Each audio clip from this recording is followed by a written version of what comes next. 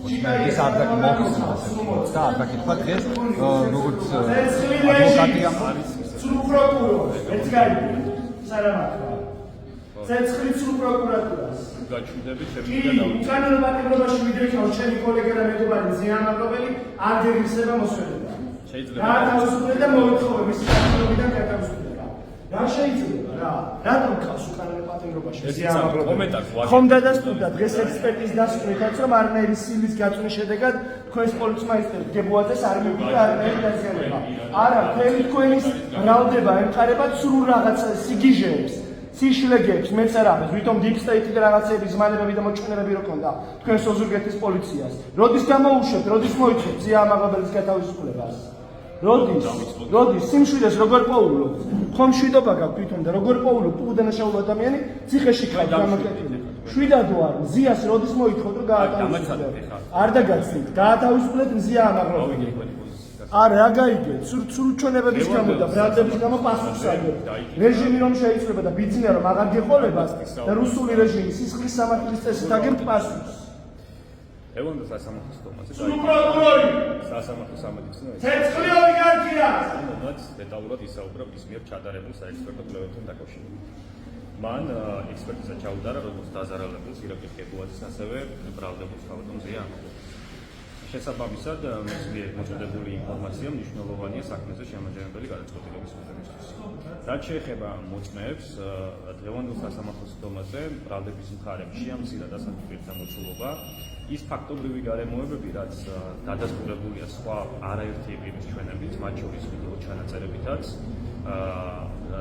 ის მოწმეები, რომლებიც იგივე ფაქტობრივ გარემოებებს ადასტურებენ თავიანთ გამოფიტვის სოფლებში, ბრალდების მხარე აღარ დაკითხავს ამ მოწმეებს და შესაბამისად ამით ხელს შეუწყობს სწრაფი პასუხისმგებლობის განხორციელებას მოცემულ სისხლის სამართლის საქმეში. ჩიტაია რატომ ჩახსენით? მხარე ამბობს, რომ აი ამ მოწმეების ჩახსნით თქვენ აიცილეთ უხერხულობა, იმიტომ რომ არ ემთხვევა ერთმანეთს ეს ჩვენებები, არის რაღაც შეუსაბამობები და მოწმეთა ჩვენებები თანხმედრაშია როგორც ერთმანეთთან, ასევე სისხლის სამართლის საქმეში წარმოქმნილ ვიდეო ჩანაწერთან. ის გარემოებები, რასაც მოწმეები აღწერენ, სწორედ იმ თავინდელობით არის აღბეჭდილი ვიდეო ჩანაწერებზე, როგორც ეს მოწმეები აღწერენ ამ ფაქტობრივ გარემოებებს. მოწმეების მოხსნას კიდევ ერთხელ დავმარტავ, ერთადერთი მიზანი იყო, რომ სწრაფი მასშტაბურება განხორციელდეს და ის გარემოებები, რაც უკვე დადასტურებულია ვიდეო ჩანაწერებთან არაერთი მოწმის ჩვენებით, ამის ვთქვათ ისეთი მოწმეების დაკითხვა, რომლებიც იგივე გარემოებებს ადასტურებენ თავიანთ გამოფიტვის სოფლებში, ამ მოწმეების დაკითხვა არ მოხდება სასამართლოში. ჩიტაიას შემთხვევაში არ არის ვალიდური თქვენი არგუმენტები. რაც შეეხება ვლადიმერ ჩიტაიასთან დაკავშირებით, თქვენს შეკითხვას აღნიშნულ ექსპერტიზასთან დაკავშირებით დეტალური ინფორმაცია ჩვენება მისცა სასამართლოს გამოძიებელმა მას როგორც ბრალდების მხარემ, ასევე დაცვის მხარემ დაუსვა შეკითხვები ამ ექსპერტიზის ჩატარების საფუძველთან მიმართებით, ამ ინფორმაციული პატაკის შინაარსთან დაკავშირებით და შესაბამისად ამ საბჭოთან დაკავშირებით დეტალური ინფორმაცია მას მიწოდებული აქვს. და ექსპერტის დასკვნა იყო ასეთი რაც მომისმინეთ რომ გებუაძეს არ აღინიშნებოდა ფაქტობრივად არაფერი მზია ამაღლობებს ქონდა დაზიანებები და შესაძლოა მას არ ქონდა კიდე დოკუმენტები ყოფილიყო სხვა დაზიანებები ქონოდა სხვა დაზიანებები აი ამ რაზე მიანიშნებს ეს რა ძალადობა განხორციელდა ამ შემთხვევაში მზია ამაღლობებს ამაღლობელს საექსპერტო კვლევისას აღენიშნებოდა ორი სისხლაშქენით მარცხენა ხრის არეში